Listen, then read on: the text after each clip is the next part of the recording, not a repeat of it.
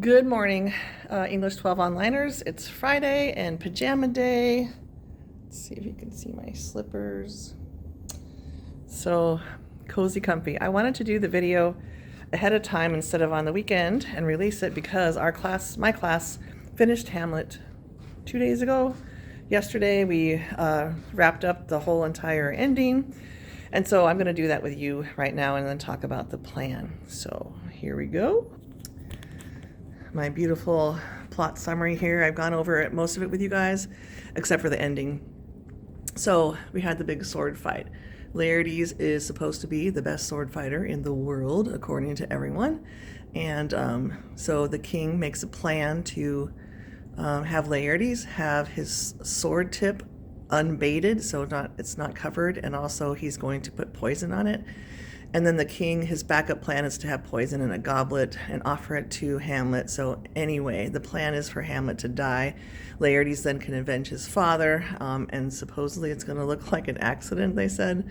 But if you finish the play, which I hope you have, so Hamlet's fighting Laertes. Everyone thinks Laertes is going to win, and Hamlet wins the first 2 rounds of the sword fight. And Laertes is getting really agitated, but Gertrude is like, OMG, my son's gonna win. I didn't think this was gonna happen. And she's like any other mom, like when you're doing something and they're very proud of you, especially like a sports event or something. So she gets up and she grabs that goblet and she says, the queen carouses, basically, here's to Hamlet. I'm so proud of him. And Claudius tries to stop her. He says, Gertrude, don't drink.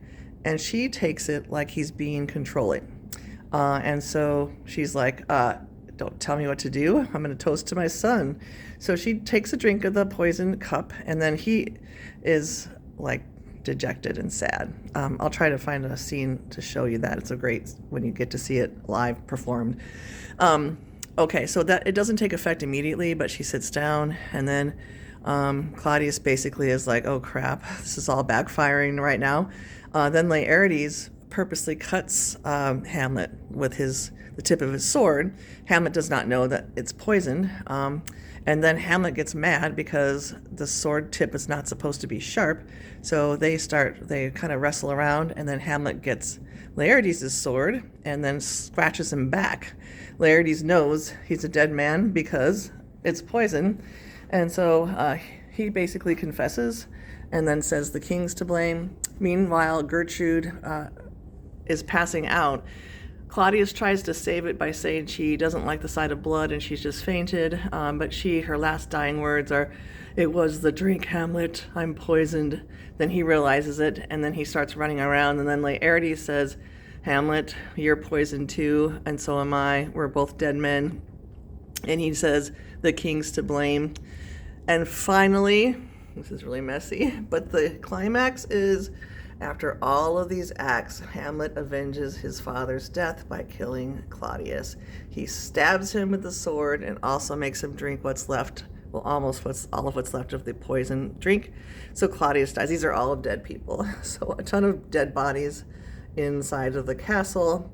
And then after the climax, we have the resolution, which is 14bras just conveniently is on his way back from fighting in Poland. And before Hamlet died, he said he thinks Fortinbras should be the king of Denmark. And that's kind of like too easy, I guess. He just marches into town, and not only does he get all of the lands back that his dad lost to Hamlet Sr., but all of Denmark. So a couple things. We talked about the watching was kind of a mini theme in here. The voyeurism, everybody's spying on everyone else. But also we have stuff about fathers and sons. You have 3 sons avenging their father's deaths, really. So Hamlet finally avenges his dad's death. Laertes tried to avenge his dad's death. Well, actually, he is responsible for killing Hamlet. And then you have Fortinbras avenging his dad's death and losing all of his inheritance. So interesting. And also keep in mind, we didn't see the ghost anymore since that night in Gertrude's room when Hamlet and his mom had it out. You would think he would be in the last scene, but he's not. And what if the ghost never told Hamlet anything? How would things have changed, maybe? And how does the ghost feel about 14 Bras taking the throne when he actually defeated his dad? Okay, and I think symbols, we have Yorick skull, which symbolizes mortality. Poison, which is like treachery, a vehicle to get power quickly. The ghost, betrayal, and the crown is power. Let me turn this around. Okay, I hope you're watching these because I think I am giving you a lot of intel. Okay, so my in-person class, like I said, we're done. They are going to turn their Major Work status sheets in by Monday, but they're turning them in now too. For them, the test on Hamlet is Monday, the lit test part, and then the writing test is Tuesday. It's going to be the same for you, so I'll open up the lit test for 24 hours and then the essay test. Please make sure you do your own work on the essay. I know that you can look up a ton of information on Shakespeare. He's so popular, or have AI do it, but I need you to have integrity and do your own work. Plus, it's kind of easy to tell when people are using AI, sadly, because you shouldn't be as intelligent as those the essays that they produce are. Not yet, anyway. Okay, after that, we're ending the semester with a novel, Fahrenheit 451. It's a science fiction novel written in 1950 by Ray Bradbury. So the end of next week, I have a scavenger hunt for you to get information.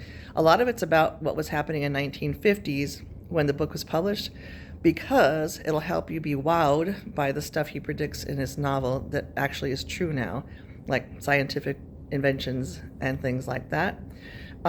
You don't have to have because some of the places you'll Google will give you slightly different answers. It's okay. I'm just wanting you to get an idea of what the world was like when he wrote the book and compared to what it is, the setting in the book in the future. So that'll be next week. I will make sure that you have a link to the online version of the book, unless you want to get your own copy. I myself like to write and highlight in my books when I read, so I always buy my own. All right, so next week you'll have the test on Hamlet and your last essay for me on Hamlet, and then a scavenger hunt about Ray Bradbury, our new author, and the book. And then the next thing I'm doing is I'm lecturing an entire hour about Ray Bradbury and some of the things he predicts in his novel, and I will put that PowerPoint, the slideshow, in not Google Classroom, but D2L for you to look at. So a lot's going on next week. Test, essay, and then the scavenger hunt are what's due, but I would like you to look at my slideshow so you have some idea what to expect. The following week, the week before Christmas break, I'm going to release to you guys all the study guides. There's 3 parts in the novel, and I have a character tracking sheet or packet. So there's 4 things, and you can read at your own pace.